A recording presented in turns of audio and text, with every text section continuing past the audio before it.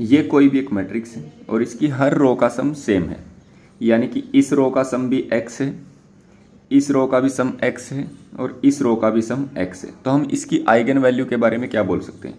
अब देखो, इसी मैट्रिक्स को अगर मैं ऐसे लिखूं ABCDEFGHI, ऐसे लिखा मैंने, और यहाँ पर मैं एक वेक्टर ले लेता हूँ इस टाइप का 1 1 1, है ना।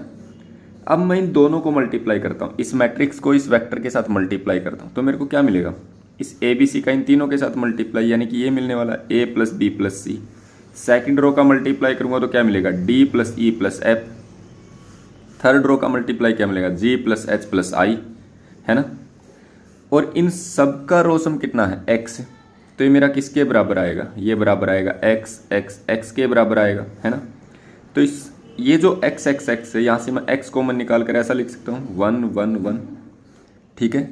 यानी कि अगर ये हमारा मैट्रिक्स A था तो इस A मैट्रिक्स को हमने क्या कर दिया?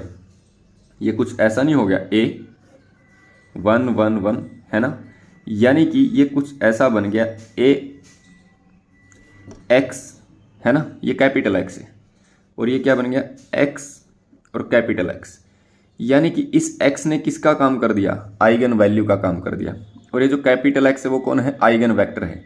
यानी कि अगर इस मैट्रिक्स का रो सम x है तो x क्या इसका आइगन वैल्यू है, और उस आइगन वैल्यू के कोरस्पॉन्डिंग आइगन वेक्टर कौन है?